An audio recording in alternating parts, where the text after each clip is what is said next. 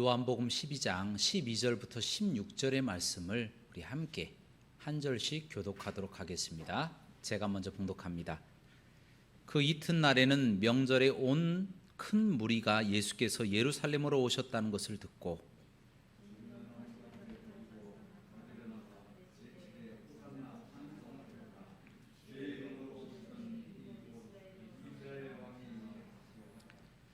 예수는 한 어린 나귀를 보고 타시니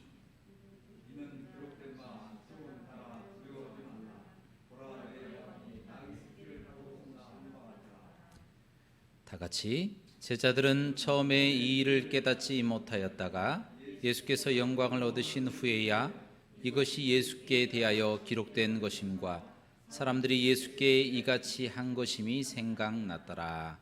아멘. 오늘 말씀의 제목은 예루살렘 입성입니다. 따라하시겠습니다. 예루살렘 입성. 예수님께서 공생의 3년 동안에 사역을 하시는 동안에 예루살렘 입성을 4번 정도 하셨습니다. 그런데 오늘 본문 말씀은 바로 예수님께서 마지막으로 예루살렘 입성한 그런 본문이 나와 있습니다. 예수님께서 예루살렘 성에 입성하시기 6일 전에 이 베다니의 나사로라고 하는 사람의 집에 머무셨는데요. 이곳은 예루살렘 성에서 동쪽으로 약 2.7km 정도 떨어져 있는 가까운 곳이었습니다.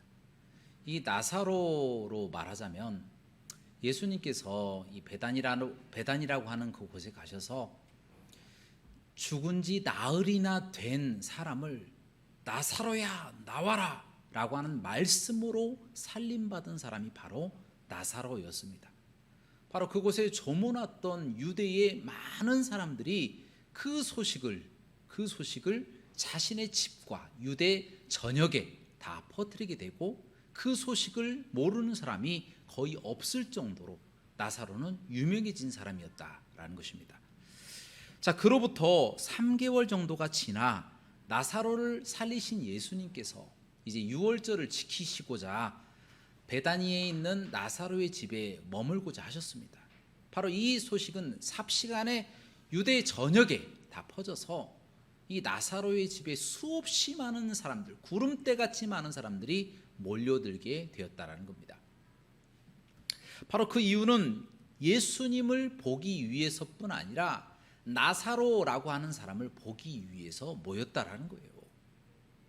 이처럼 사람들은요, 어떠한 표적이나 능력이나 기사 등 신비한 것들을 직접 눈으로 보고 싶어하고 또 체험하고 싶어 한다라는 것입니다.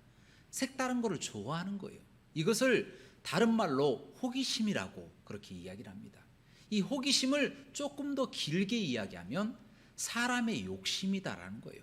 안목의 정욕, 바로 눈으로 보고 싶어하는 어떠한 능력, 그러한 것들을 마음으로 바라고 눈으로 바라고 있다라는 거예요. 오늘 말씀에 예수 그리스도께서 이제 나사로의 집에 계시다가 그 다음 날 예루살렘 성전에 이제 입성을 하십니다. 바로 그 소식을 전해 듣고 수없이 많은 사람들이 종려나무 가지를 들고 이스라엘 왕을 맞이하듯이 예수님을 맞이하며 환영하며 소리칩니다. 호산나 찬송하리로다. 주의 이름으로 오시는 이 곧 이스라엘의 왕이시여 하고 예수 그리스도를 높여드리며 환호하며 환영하였다라는 것입니다. 그런데 이들이 이렇게 환영한 이유가 무엇일까요? 이들이 과연 예수 그리스도를 구세주로 받아들여서 이토록 간절히 예수 그리스도를 환영한 것일까요? 그것이 아닙니다.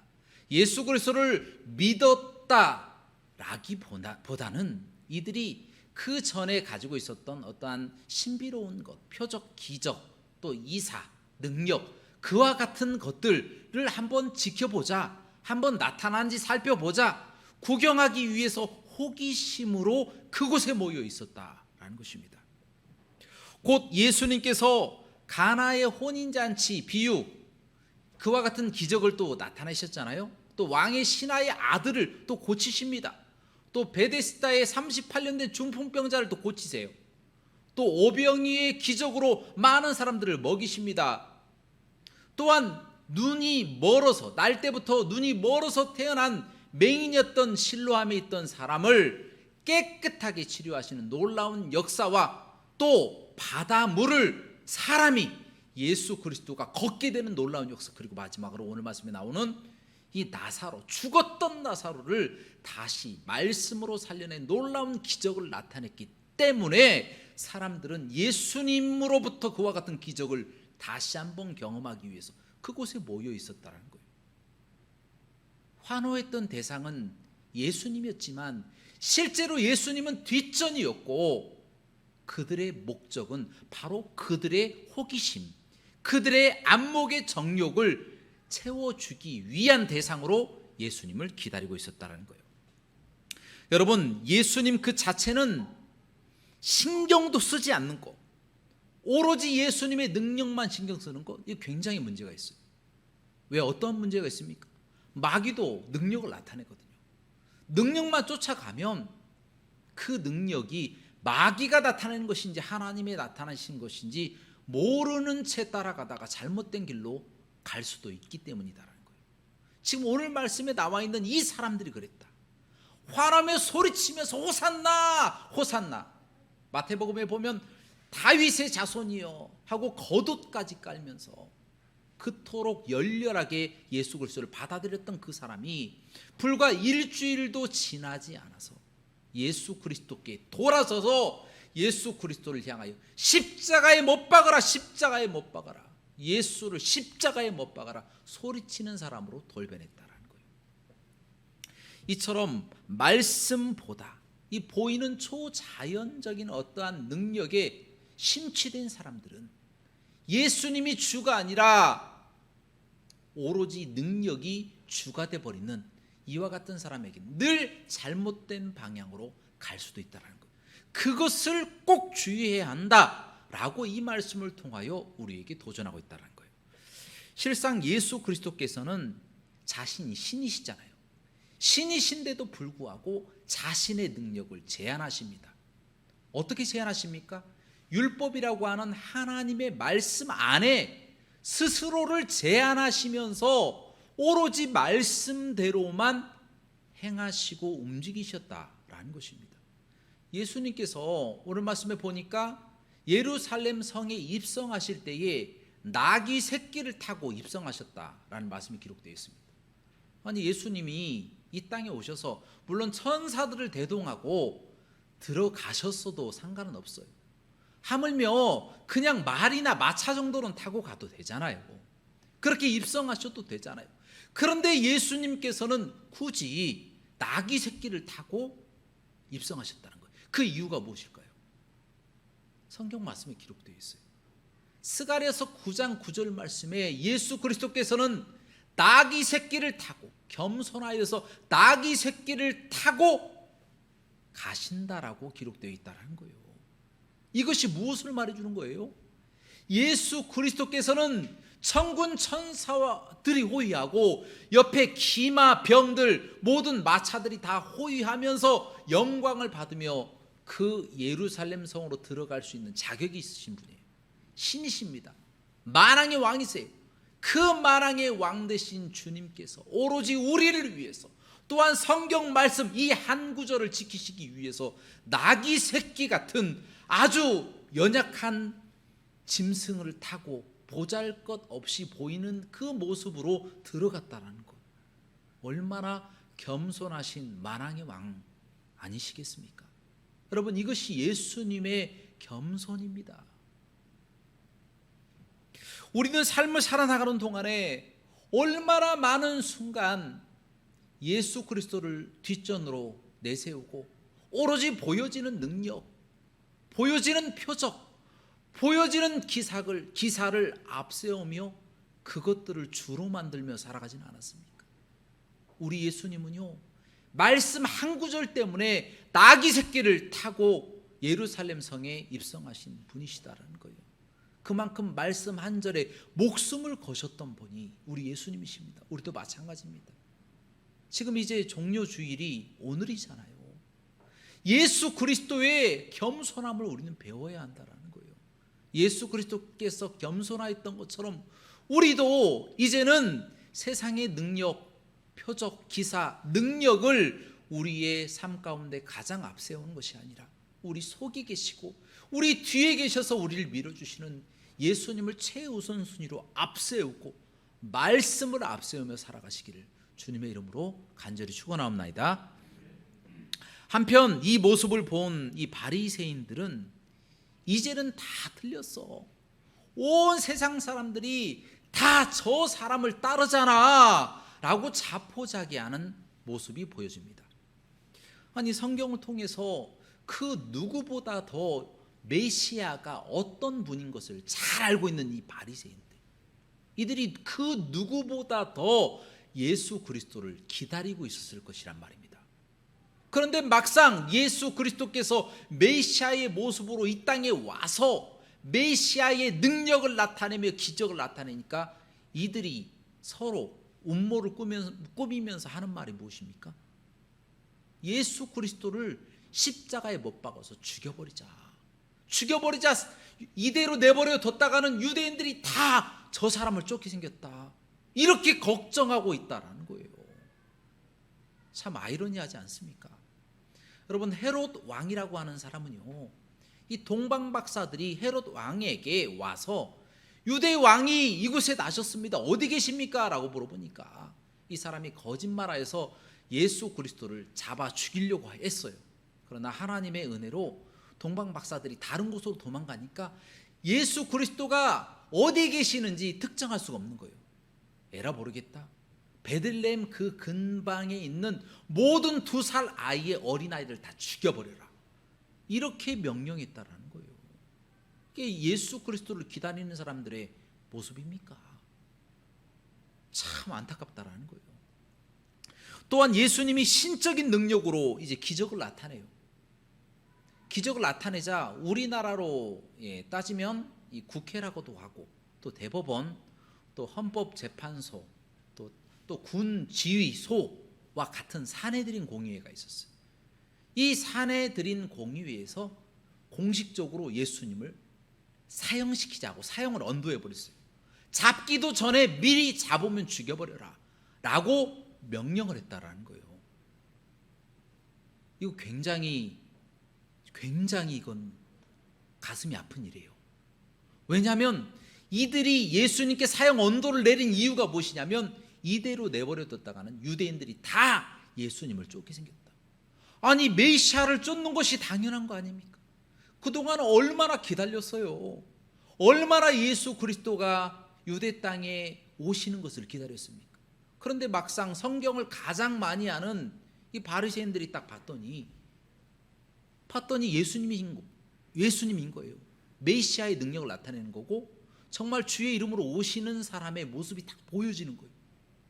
그런데도 불구하고 성경이건 메시아건 하나님이건 다 필요 없어, 우리의 기득권을 가져가는 놈들은 가만히 두지 않겠어, 잡아서 그냥 죽여버려 라고 결정했다라는 거예요. 이게 얼마나 가슴 아픈 일이냐라는 것입니다. 그리고 심지어 나사로 같은 사람은 죽은 상태에서 다시 살아난 사람이잖아요. 얼마나 놀라운 기적을 경험했습니까? 죽었다가 겨우겨우 살아났어요. 예수님이 살려주셨어요.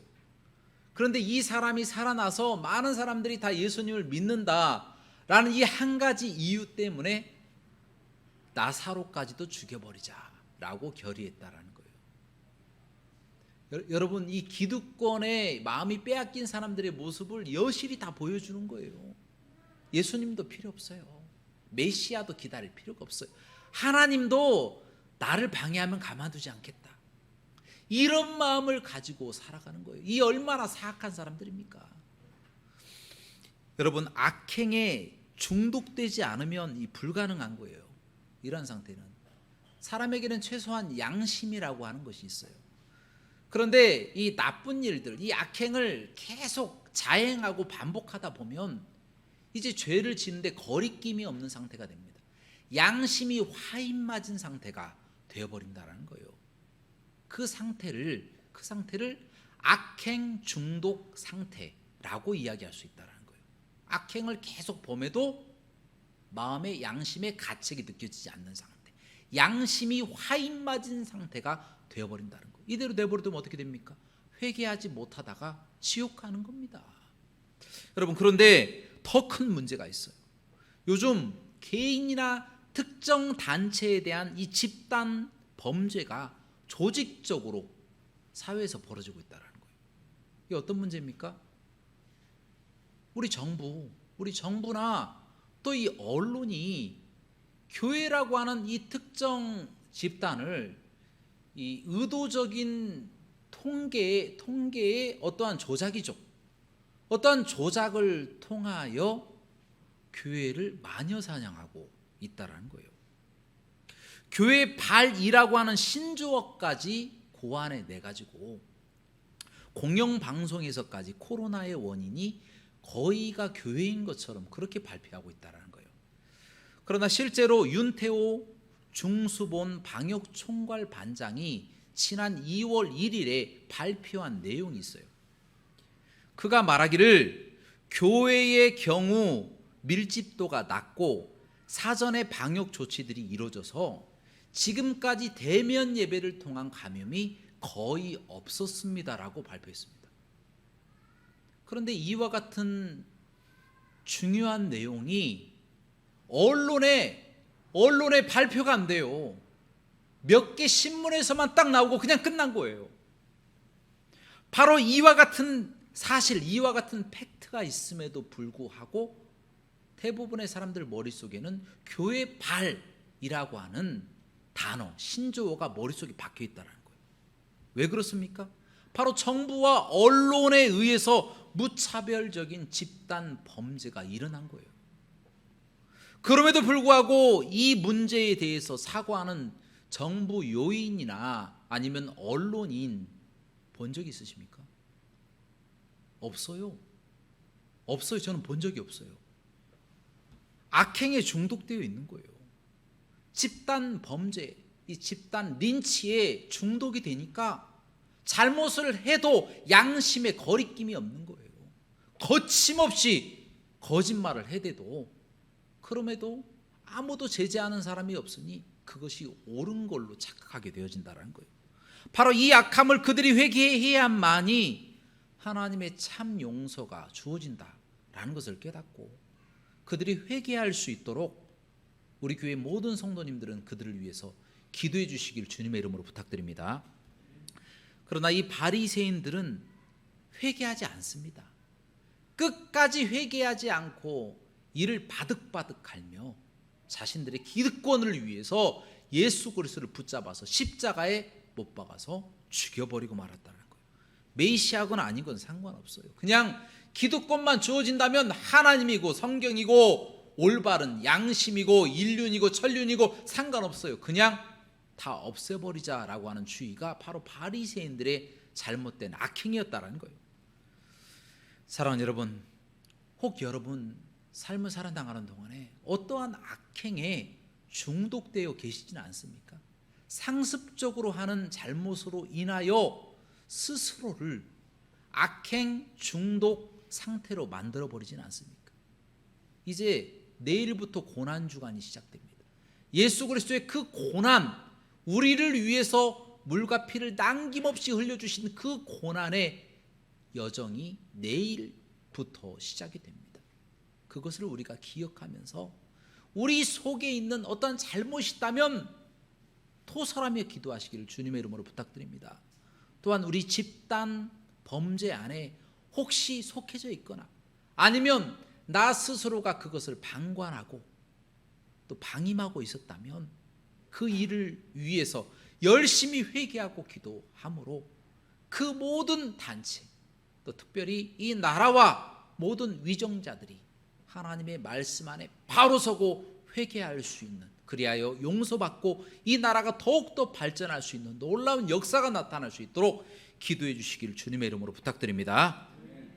마지막으로 오늘 본문 말씀에는 나오지 않지만 이 요한복음 12장 20절 말씀에 보면 이 헬라 사람들이 예수님을 만나기 위해서 빌립에게 요청하는 부분이 나옵니다.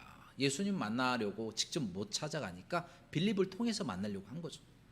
그러자 이 빌립이 안드레에게 또 찾아갑니다. 찾아가서 예수님 좀 만나게 해달라고 이렇게 부탁을 하니까 안드레가 또 빌립을 데리고 예수님께 찾아갔다라는 거예요.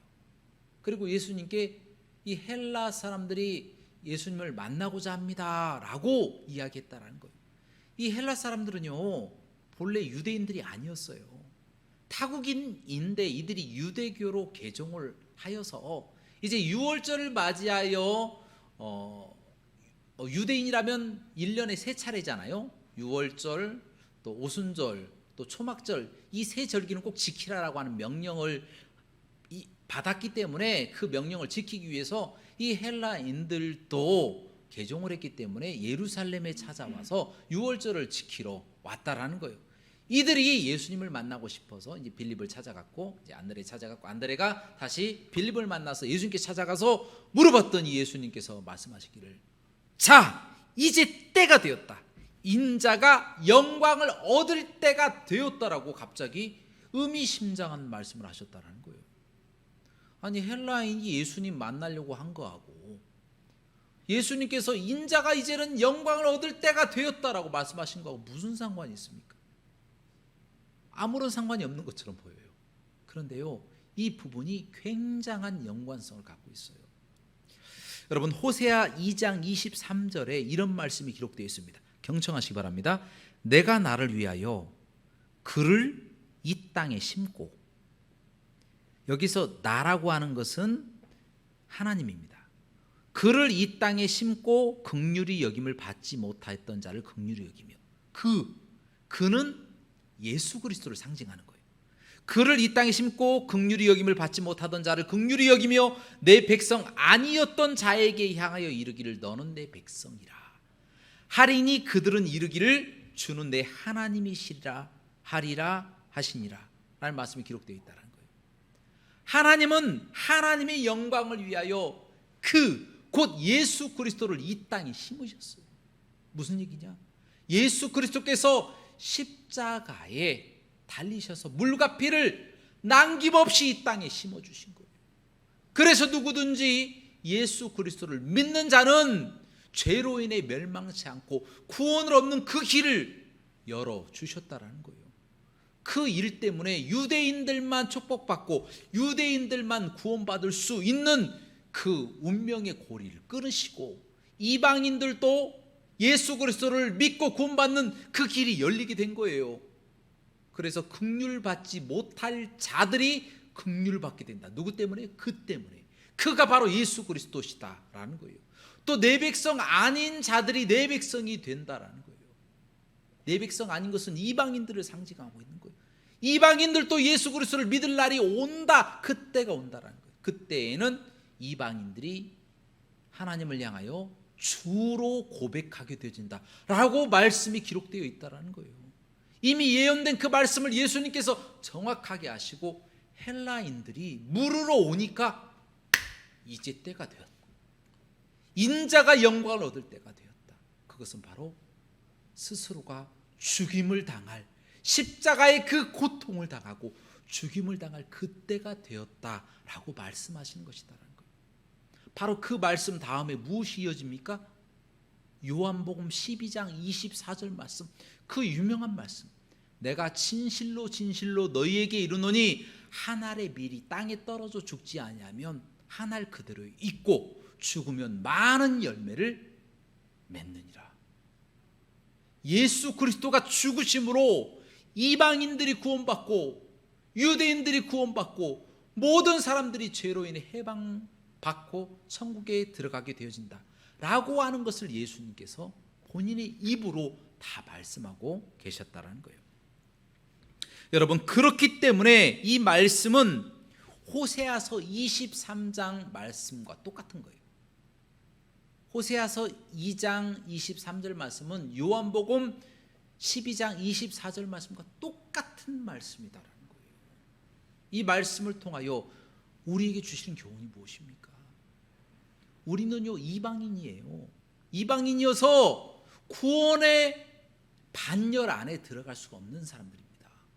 예수 그리스도는 유대인들을 구원하러 오셨잖아요.